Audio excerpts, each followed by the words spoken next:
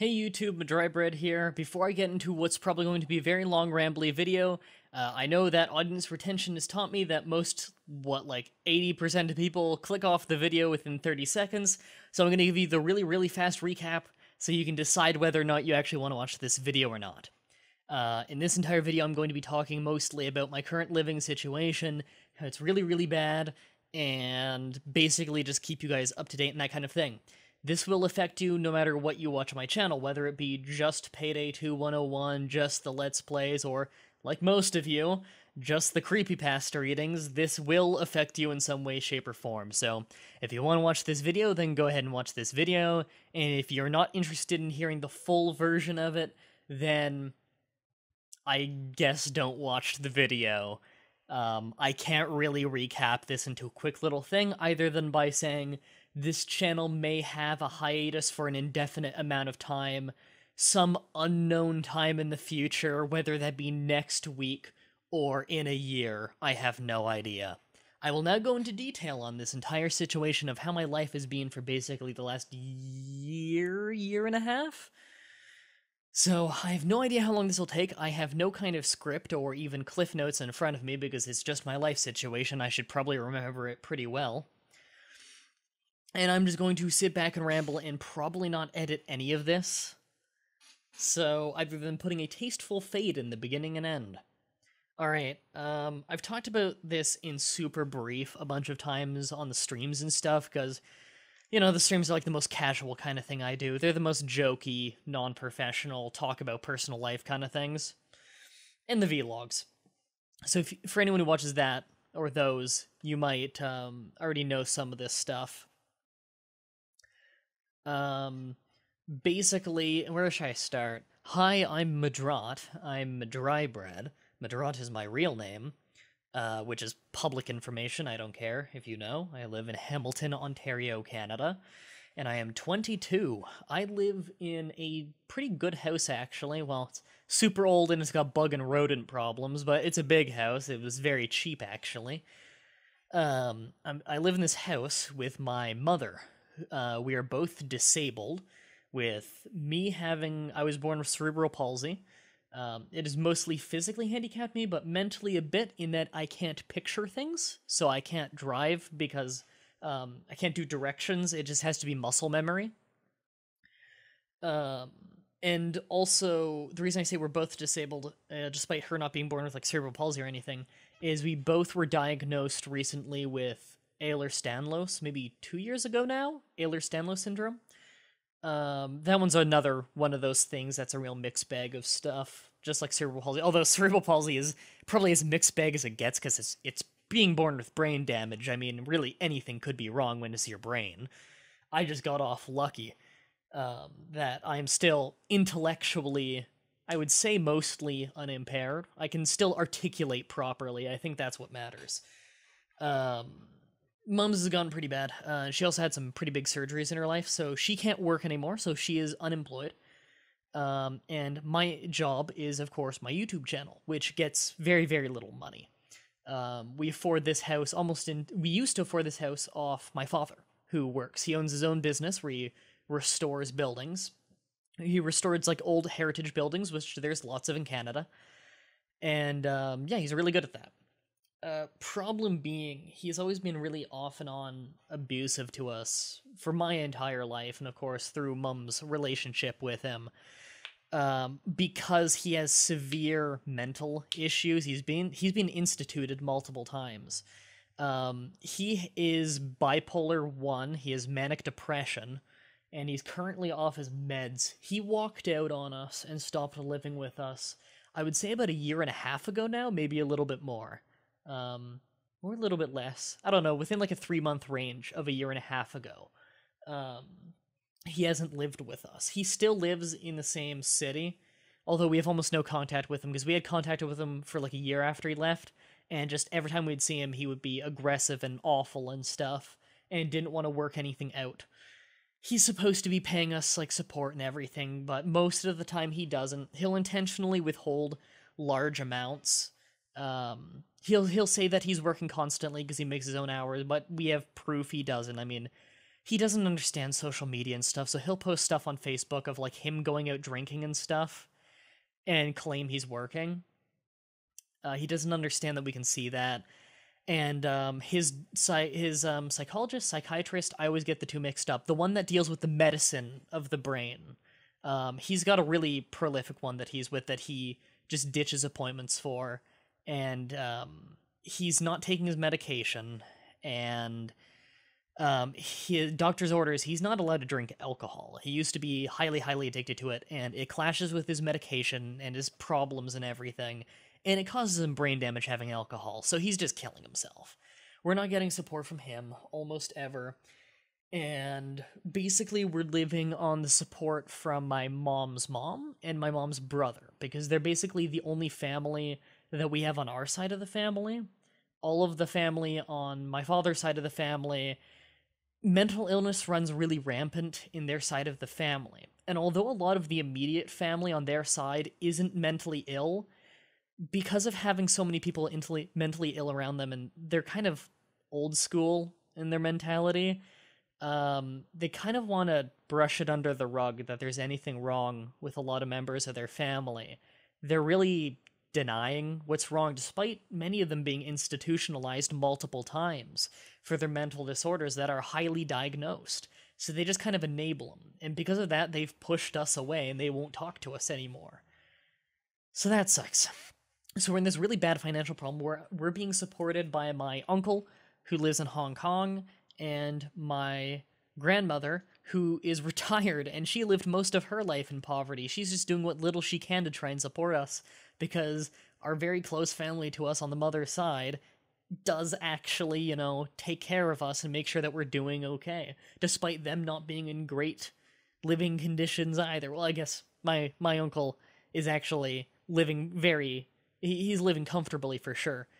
But my grandmother, not so much, small apartment with her dog, trying to take care of us off her retirement money. But anyway, that's basically where we are with that right now. We've been in a legal battle for the last, probably half a year. No, more than half a year now. Oh my god. Time doesn't fly. We've been in a legal battle for about the last, 7 months, maybe? I say a legal battle, but really it's a legal stalemate. And it's not even like not even a stalemate, it's just delay tactics. What's going on right now is he completely started like pulling support, like where my father would he would email saying like, yeah, I paid the mortgage, blah blah blah, all that stuff this month, and he didn't.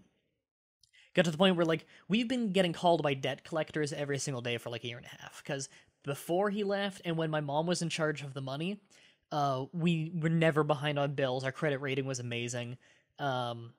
Ever since he made his own business and was in charge of the money and was bullying us with that, our credit rating has been absolute garbage. I don't know how we're ever going to get a house again and we're almost definitely going to have to leave this place soon.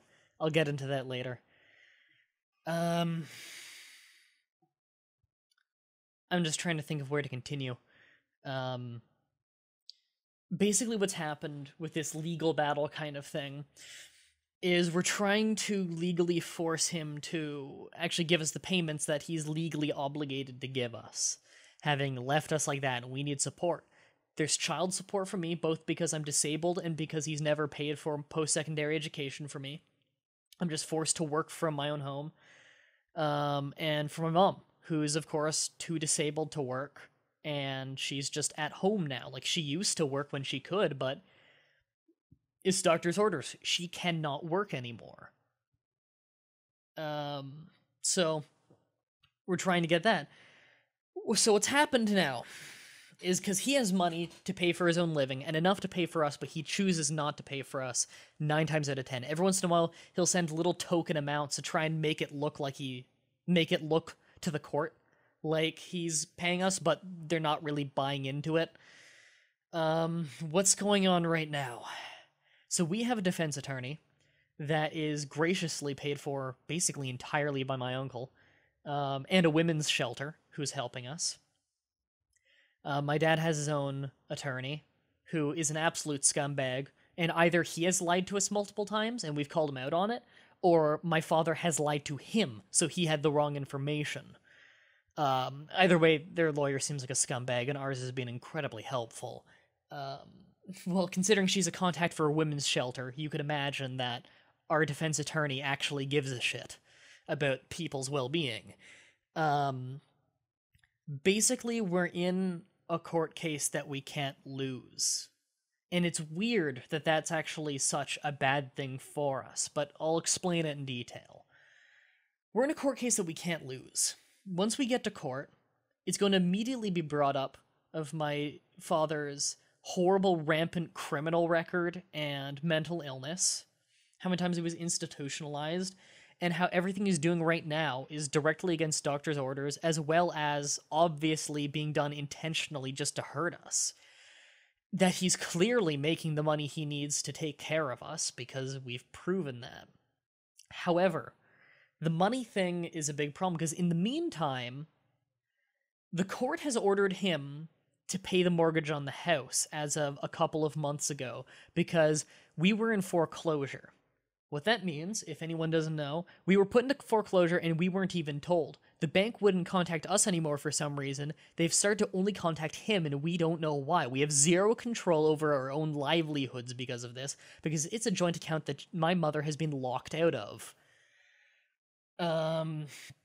So what foreclosure means is, foreclosure is when your house is being repossessed. That is when the police show up to your door and evict you from the house. They forcibly take you out of the house. Anything in the house is no longer your belonging, it's the state's, or the bank's rather. And the bank will usually just auction it off or sell it off in some way. If you have nowhere to go, you're homeless now. You're taken out, you own nothing, you're homeless. You have been evicted. Yeah, that's it. That's how bad foreclosure is. It needs to get to a dire point for the bank to go into foreclosure, or for the bank to put your house in foreclosure. Because, like, if you're just in debt, they'll let you keep paying it. But if they think that they can absolutely not get the money from you, they just say, fuck it, it'll be worth more to sell it on an auction. And again, our credit rating was always amazing and everything until my father took over the finances, and we can't get it back from him now. So what's going on is the house was put into foreclosure. He claims that he has worked out a deal with them to not have it in foreclosure, as what his lawyer has emailed to us, by the request of our lawyer, of course. They have not provided any proof of this, and we cannot get in contact with the bank. They won't return our calls. This is really bad, so we don't know if our house is currently in foreclosure. We know it for sure was at some point. We don't know if it still is. Literally any day, the sheriff could show up to the house and kick us out. We don't think that's going to happen, but it's a very real possibility. So we still have not been shown any proof to the contrary on it being out of foreclosure, and even then, it's only temporarily out of foreclosure. What's going on right now is we were supposed to go to court probably a month and a half ago now. We were supposed to go to court and deal with this whole thing where it's just one-on-one, let's get this thing taken care of. His lawyer is trying to make this out to be a collapse of a marriage, that this is a simple divorce thing.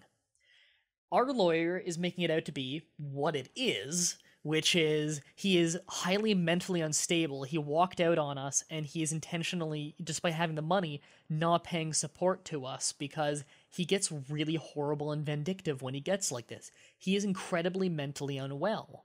He's drinking and driving. He's not supposed to even drink alcohol because he gives him brain damage. Like, it seriously fucks him up. It clashes with his medication that he's not even taking. And his doctor said to us, I don't think his doctor is supposed to say this to us, but his doctor said to us that he hasn't seen him in months, that he is constantly calling him about appointments, and not only will he not pick up, but he won't show up, and he can't institutionalize my father unless he sees him in person. Those are the rules. So he can't do anything unless he shows up, and he's not showing up. So he can't even get his medication if he'd want to. So again, you must be thinking exactly what is the truth, which is, what are you so worried about, though, then as soon as you get to court, like, you get him right there, boom, like, he's dead in the water. And yes, he is. Like, no doubt about it. However, The problem is, I said like a month and a half ago we were supposed to go to court. Their lawyer is so fucking good at delay tactics. In fact, the last time it was delayed, wasn't even them doing anything. It was the court that time just happened to have two things scheduled at the same time, and they decided the other thing was more important, so they pushed ours forward an indefinite amount of time. Their lawyer previously kept doing delay tactics where they kept pushing the court date forward and forward for stupid things, and they kept like doing they kept like playing chicken with us, where they would like not pay something for a really long time until like it's going down to the hour to see if we would chicken out. And then they would, of course, be forced to pay it and push things back more because we didn't chicken out. The whole financial situation is really bad, and it's really scummy on their end. The other thing we're worried about is when it goes to court. My father owns his own business, and he has a history of taking money under the table. So that, that won't get taxed. He doesn't need to record that in the business. He can make it look like he's earning less than he's actually earning, so he'd have to pay less support. He's like he one-on-one finds clients who want their houses restored or buildings they own restored, and then he works for them. He'll often try and work out deals where at least part of that payment is in just flat cash handed straight to him, which he can then incredibly easily hide. He doesn't need to put that in the bank account. He doesn't need to record that in any way. Who's gonna know? So he can hide how much income he's actually making. We know he's making quite a bit, and even the amount he's recording is more than enough, which we can of course see that because we have a joint bank account. We're just basically locked out of touching it. We can just see it. We know he's making more than enough, even if he's getting money under the table that he's not recording, because he is so out of his mind that he can't do basic math at this point to calculate that he's not hiding enough. Again, he doesn't think these things through. He's a pathological liar. And he creates these elaborate webs in his head of lies that are so convoluted that he'll mess up the most basic things. Once our house was about to go into foreclosure when he lived here, because he bought a bunch of stuff when we didn't know, and he also bought like a storage unit that we didn't know about that he was hiding things in. And despite all of his really well hidden lies, the only reason we found out that he bought these things and we managed to fix things in time is because my mother went into his workroom and saw a sticky note crumpled up in his garbage can. And it may sound snoopy, but he was acting really weird that week, so she picked it up and she read it. It was not a sticky note, it was a receipt. And because of that receipt, we realized all this money that he spent, and she managed to fix things. However, if she hadn't found that sticky or that receipt in the garbage, we'd already be homeless. He goes out to work every day. Like, he works all over the city. He works all across multiple cities. He could have just thrown that receipt out the window and we never would have found it. And yet he decided to put it in a garbage can in our house, in an otherwise empty garbage can in our house in his workroom. That is how his mind works. He's not thinking straight. He can make this elaborate web of lies because he's great at lying, and then fuck up the most basic thing. He's crazy. He was once caught by the police after running away out of the house, and he was in the dead of winter without a coat. He was standing in a fire in the woods. He made a fire and just stood in it. And he was like burnt up his legs and his pants and his boots. And he was found at a gas station the next day by the police and was institutionalized for a few months. Fucking crazy shit. Anyway. Oh my god. He can hide how much money he's making. And if the judge right there doesn't understand the gravity of this and says, because my dad and his lawyer are pushing to make it look like we can't afford this house and that we need to sell the house. We don't actually need to. But if they keep pushing that and the judge says, yeah, he's not making enough money to support you, you're going to have to sell the house. The money we'll get from selling this house is not very much right now. Between the money and the support we would get for selling the house and our horrific, catastrophically bad credit rating, we probably would not be able to buy another house. If my mother is able to convince the bank somehow that, look at our numbers, look at our credit rating before he took over the finances. The credit rating with me was great. I'll have complete control over this. You know I'll always pay on time. If the bank is willing to take that risk and give us a mortgage on a smaller house with a rental unit in it, which we'd be getting a smaller house with a rental unit. My sister would likely actually just, with her boyfriend, move into the rental unit, because then we can take care of her cats and everything when they're out, and they work constantly, and they're looking for a new apartment anyway.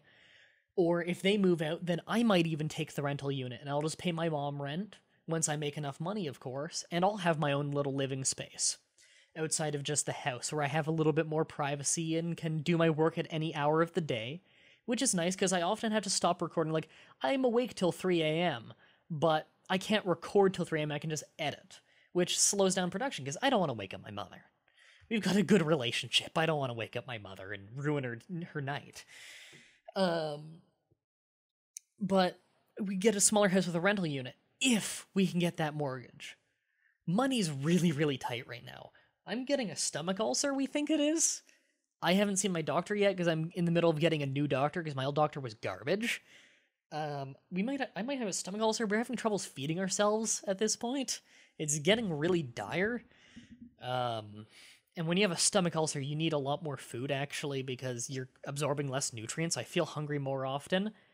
And a stomach ulcer, by the way, is a byproduct of not eating enough often, because it is often caused by a combination of a bacteria and a wound basically being eaten into your stomach by your stomach acid. And it's not healing because you're constantly hungry and it's constantly getting eaten away at, and you need antibiotics for it.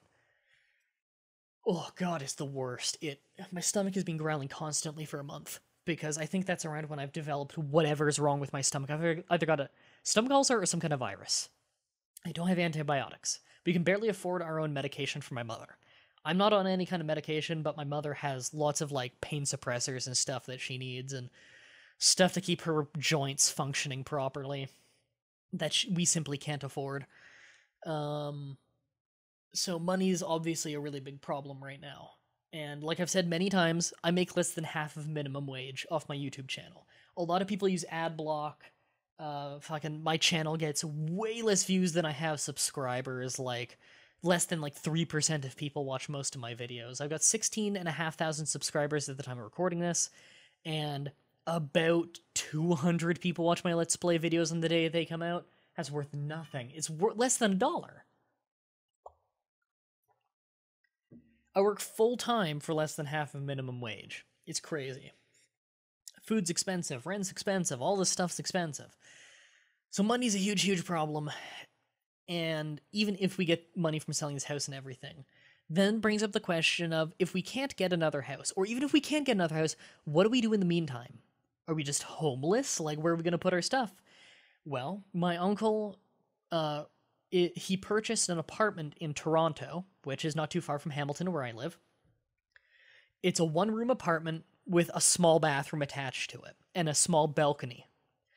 And he owns this because his original plan was just to rent this out for an extra bit of money on the side. He lives in Hong Kong, but, he can own an apartment in Toronto, that's fine. He has citizenship here, because, he grew up in Canada.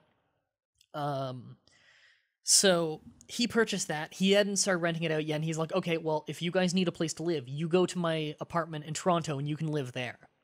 It's one room. I want you to think about this for a second in terms of my show, because this is my job. My YouTube channel is my job, by my Twitch and everything, by extension, I guess. I don't get paid by Twitch or anything, or sorry, Hitbox. I'm with Hitbox now. I don't get paid by them because I don't have a partnership with them, but the recorded things go up on YouTube, and I get a little tiny bit of money for that.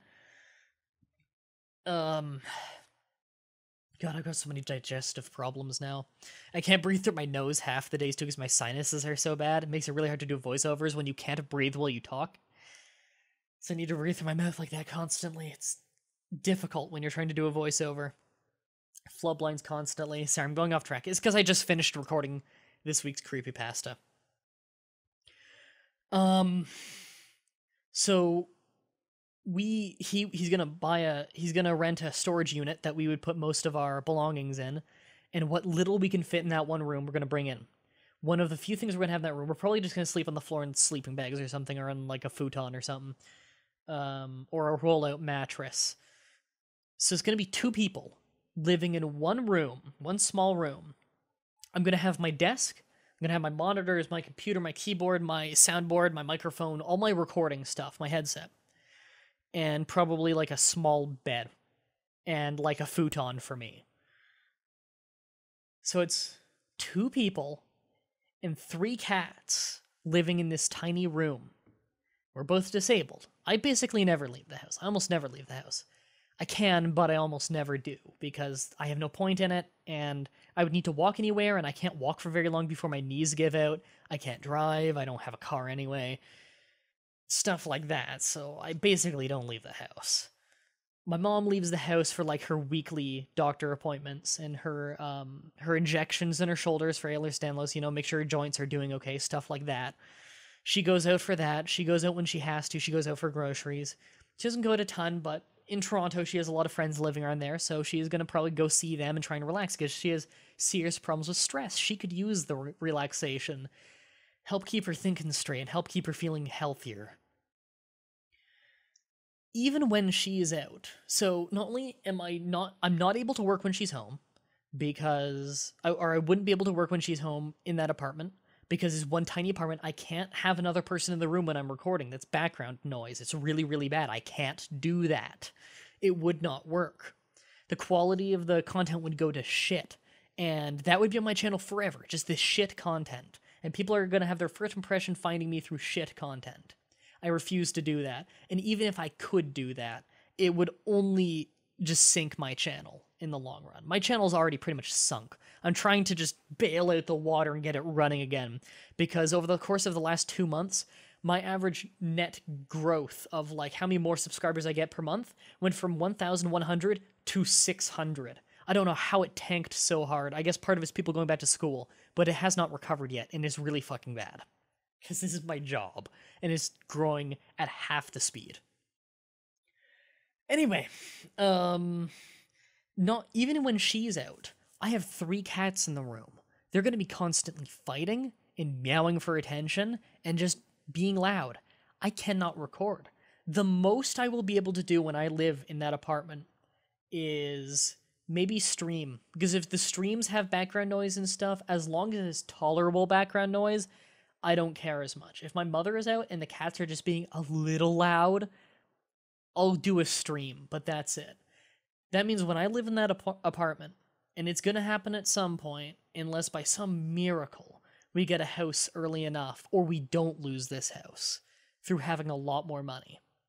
If by some miracle that happens, then, or if that miracle doesn't happen, and I live in that apartment for some period of time, during the period of time that I live in that apartment, it could be a week, it could be a year, I don't know. Like, who knows if we could get a mortgage on another house? Or if we even have the money to start with something like that. While I'm living in that apartment, there'll be no Flash Trash, no Let's Plays, no creepypasta readings. Nothing but streams. And the streams, it'd probably be like a stream a week. The only thing that would keep going, that's a staple of this channel, that would keep going without fail, is Pass the Controller Please, the weekly charity stream. I don't make money off that. I put a banner ad on each one, a small banner ad, and I tally up the money that makes, I send it to Child's Play, which is the charity we support. Because I refuse to take that money. That is money for charity, not for me. So I tally up the money on those little banner ads I put on that one, and I give that to Child's Play. Mind you, those banner ads are worth almost nothing. We've earned, like $10 off those banner ads of all of PTSP over the last, year and a half or something, however long we've existed, 2 years now, maybe? Yeah, that's generated, $10 for charity. The majority of money we get for charity is just the people who watching the stream who donate. That is what the stream's all about. But PTCP will continue without fail. What a Geek will host it. Shally will host it. MSX will host it. I think Guy and Doug are both getting better internet soon. I think they're getting fiber soon, so they might be able to host it too at some point.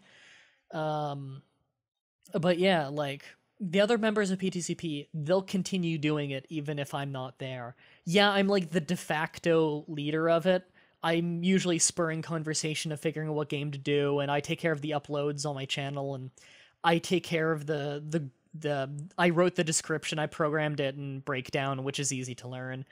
I did the Steam group. I take care of that kind of stuff.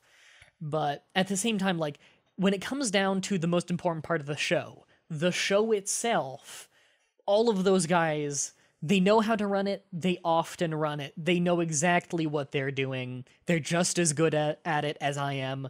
Don't worry about it. If you guys are some of the guys who don't watch PTCP when I'm not on it, I really recommend you do watch it when I'm not on it sometime, because they're just as good, if not better, than me. So don't write them off just because you don't know them. They're great, believe me. I talk to What a Geek and Shally and all of them all the time. We do all kinds of stuff together. They're funny people, believe me. There's plenty of entertainment value without me there. PTCP will continue no matter what. So the charity work does not stop, and I will keep doing my part in that. Even if I can't be live on it, I will show up to the streams to moderate the chat. I will take care of the uploads on time. I'm going to take care of the Steam group. I'm going to do everything I can to keep that charity running. And they'll do their part, of course, of doing the actual show itself, and I'm sure they'll do a great job. As for my stuff, you'll see the occasional stream from me. I can't even promise once a week. I'll try my absolute best to stream as much as I can when I live there. But I cannot promise anything, and I'm sorry. And again, I don't know how long I'll live in that apartment. Could be a week, could be a year. We have no idea. The only thing I know is that money helps here. Is that the more money I'm making, the better.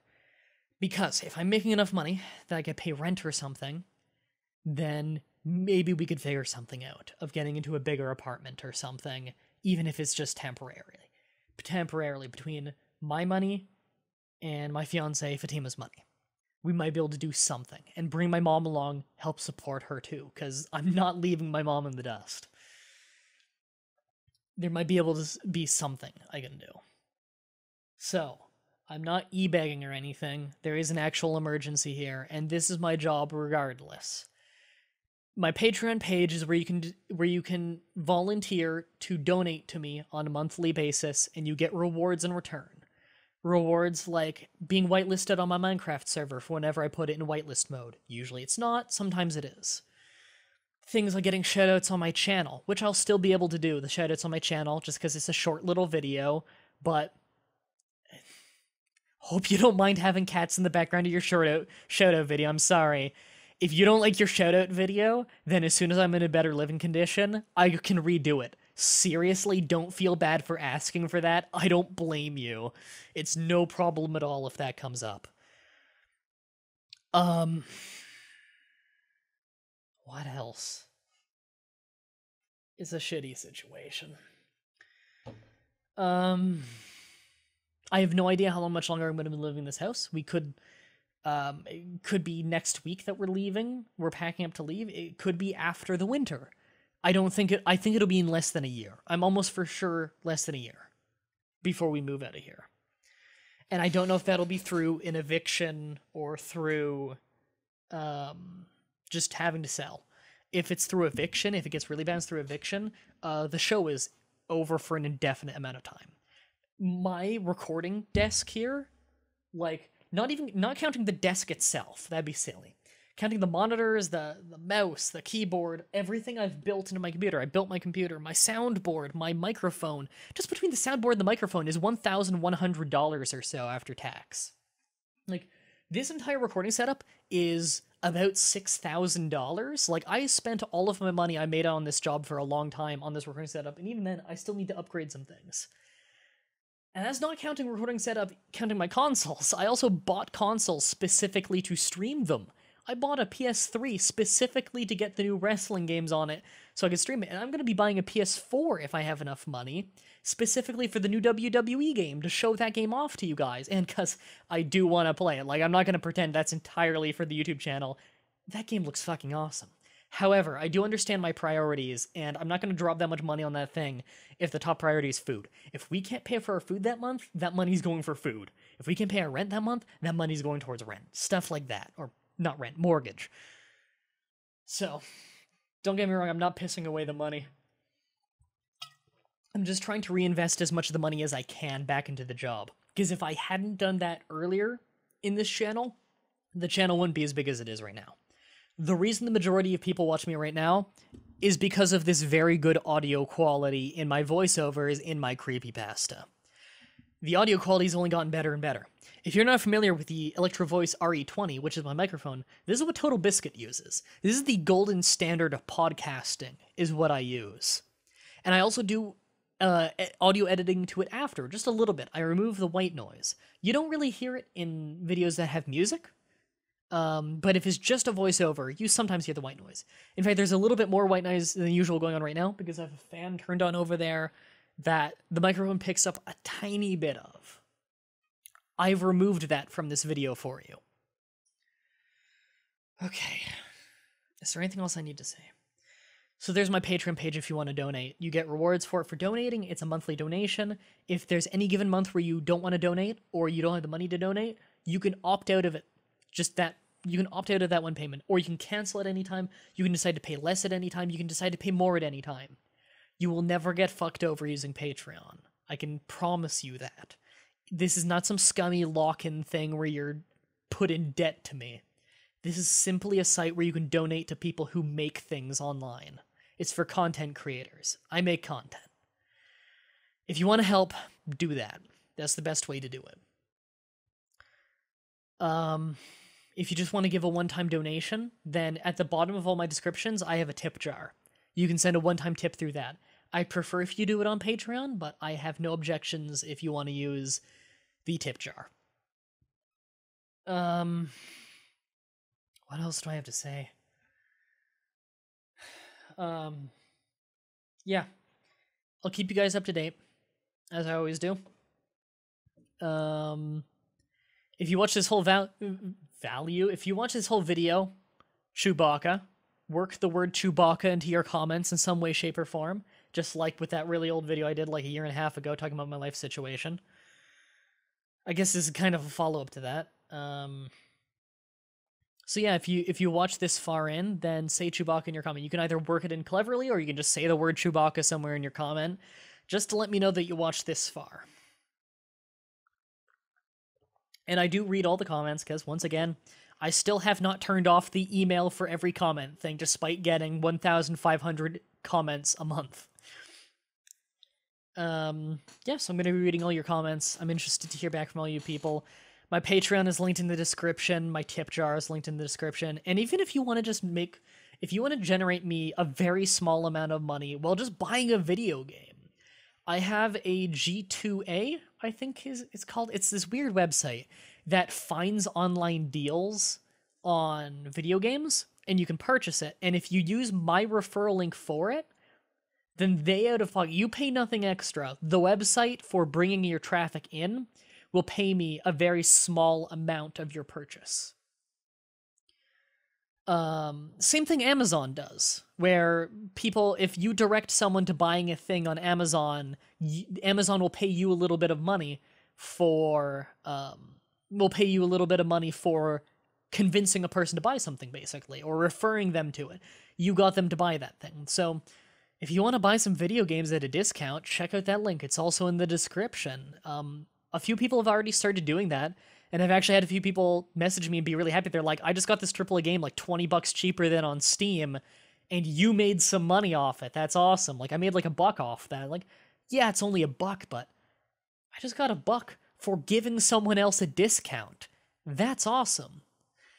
Just make sure that your seller is selling the game in the correct language. Apparently there have been some problems with that. Make sure that you filter it by language and that you buy it in whatever language you want it. Because apparently there have been weird issues with that, mostly when buying console games.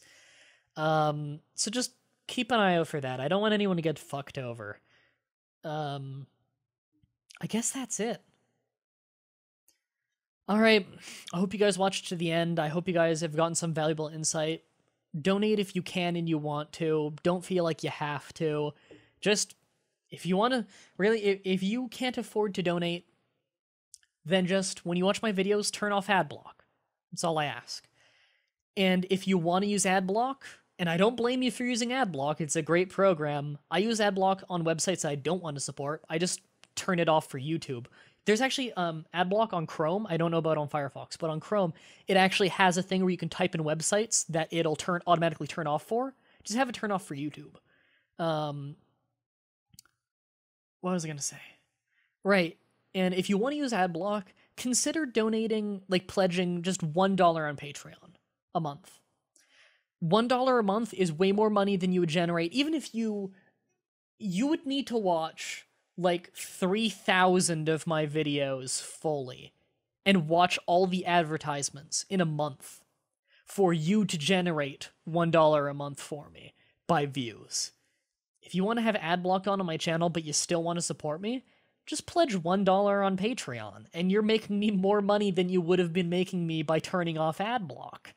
I don't mind if I don't get those extra few cents out of you, because like if you were marathoning the extra few cents. Here's another misconception. Some people think like a view is worth 10 cents. No, a view is worth way less than 1 cent. 1,000 views is worth just under $2 usually because of ad block. It's supposed to be $3 for 1,000 views, but that changes depending on who's advertising on you that month and how many people are using ad block.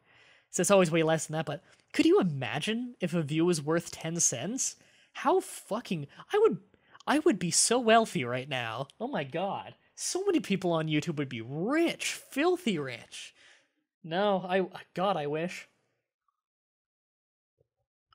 I'm rambling.